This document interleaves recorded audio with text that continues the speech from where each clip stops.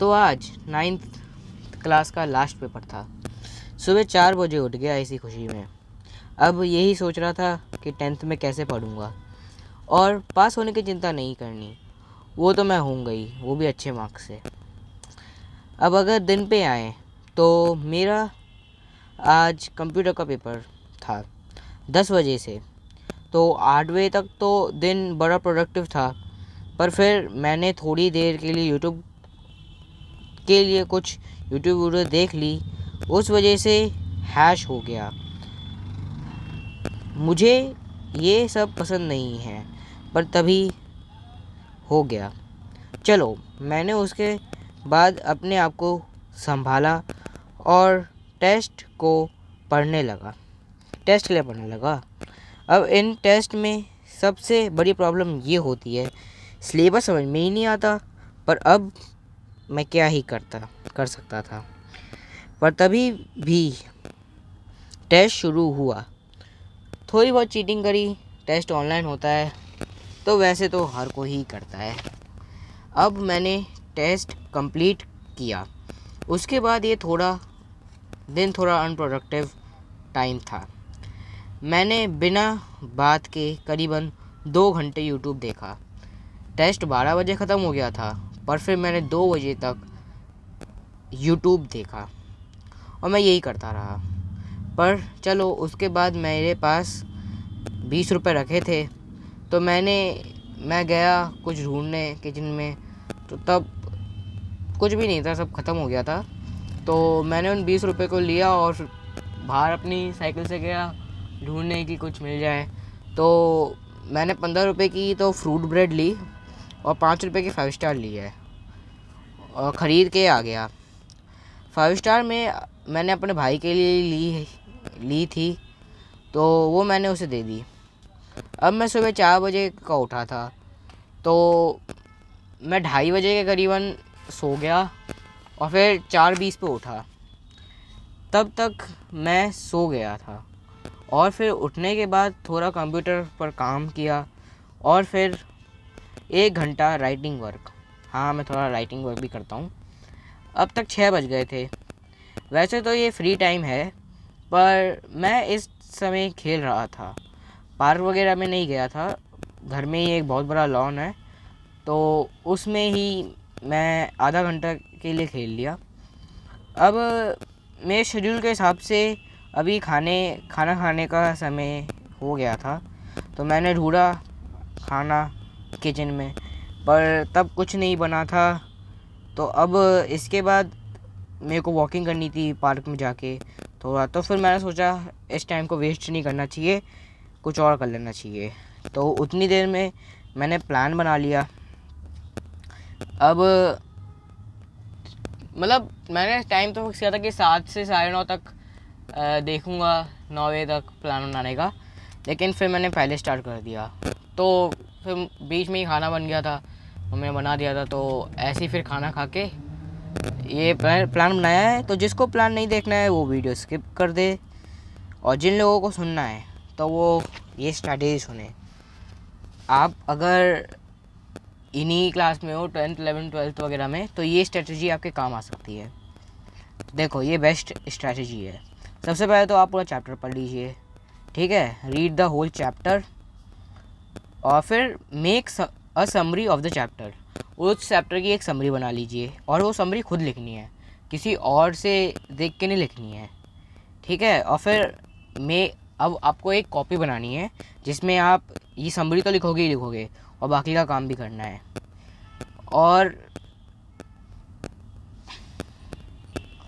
देखो, कॉपी में तो आप समरी लिखोगे, पर जो वो है ना बुक का, उस बुक के पेज पे भी हर पेज पे कुछ जैसे स्टिकर्स नहीं आते, वो स्टिकी नोट्स वगैरह, तो वैसे लगा दो जिसपे उसमें नोट्स लिख दो तुम। वो मतलब उस पेज में क्या क्या रखा है वो समराइज़ करके लिख दो, जो भी इम्पोर्टेंट है। तो उससे टेस्ट के टाइम में बहुत हेल्प मिलती है। मैं भी इस बार ये ट्राई करूँगा। और जो भी तुम्हारे फ्यू पॉइंट्स लगे वो सब आप नीटली वहाँ पे लिख सकते हैं।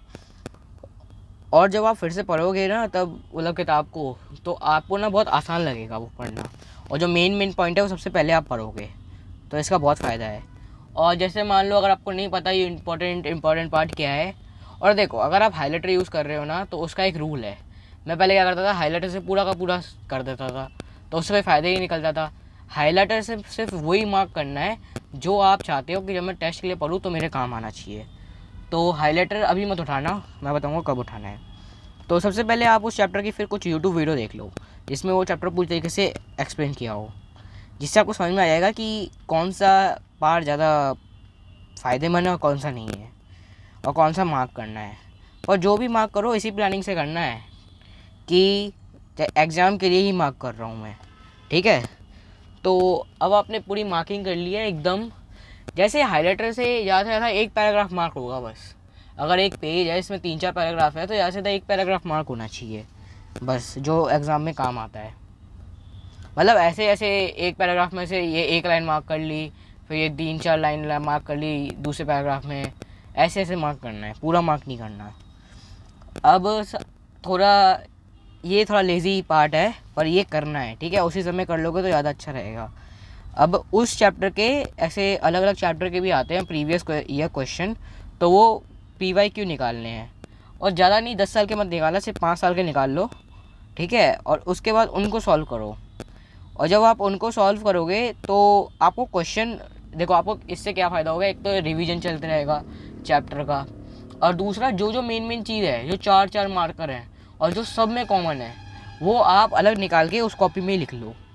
तो इससे आपके पास इंपॉर्टेंट 4 मार्क का क्वेश्चन आएंगे, और जो रिपीट हो रहे हैं हर साल वो वाले क्वेश्चन आएंगे। तो आपको एक आइडिया सा लग जाएगा कि क्या चीज़ मेरे को पढ़नी है इस चैप्टर में से और कौन सा पोर्शन इंपॉर्टेंट है। चाहे तो पहले आप ये कर लो और उसके बाद भी मार्क कर सकते हो, पर ये ऑप्शनल है। मतलब जो 3rd और 4th स्टेप है आप उसको वैसा वर्सा भी कर सकते हो। अब आपने ये सब मार्क कर लिया, उसके बाद ये जो क्वेश्चन है उनको बड़े अच्छे से छांटना है। लिमिटेड क्वेश्चन रखो। जैसे अगर तुम PYQs करोगे तो टोटल मिला के 50-60 क्वेश्चन तुम देखोगे, तो उसमें से 5-6 क्वेश्चन ही होंगे जो रिपीट हो रहे होंगे, जो 20% पार्ट है। होता है ना 80-20 रूल, तो उसमें से 20% क्वेश्चन ही लिख लेने हैं, वो सबसे ज़्यादा इंपॉर्टेंट क्वेश्चन।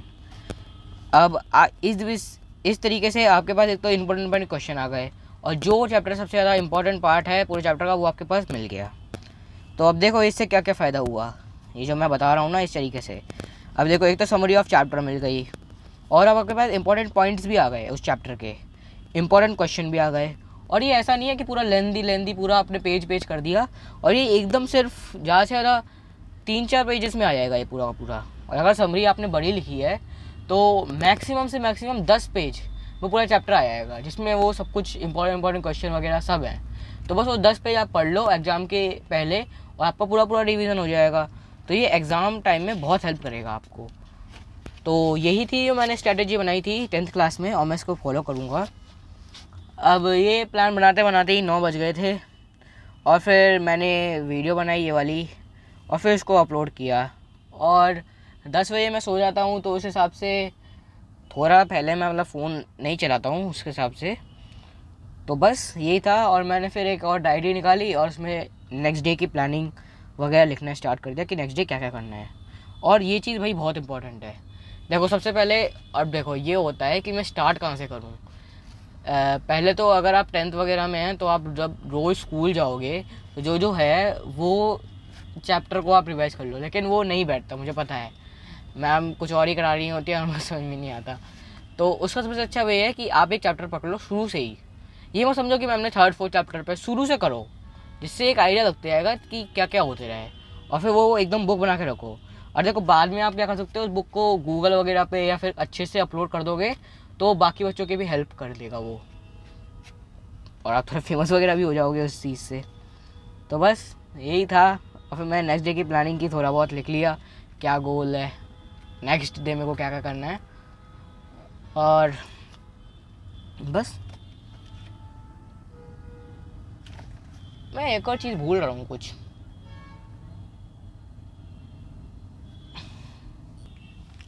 और हाँ, एक अच्छे यूट्यूबर हैं अमन अग्रवाल सर, मैंने उनसे ही देख के ये सब स्ट्रैटेजी बनाई है।